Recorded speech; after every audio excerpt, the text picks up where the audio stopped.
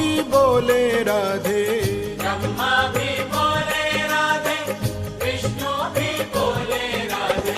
शंकर के डमरू से आवाज आवे राधे राधे, शंकर के डमरू से आवाज आवे राधे राधे। राधा को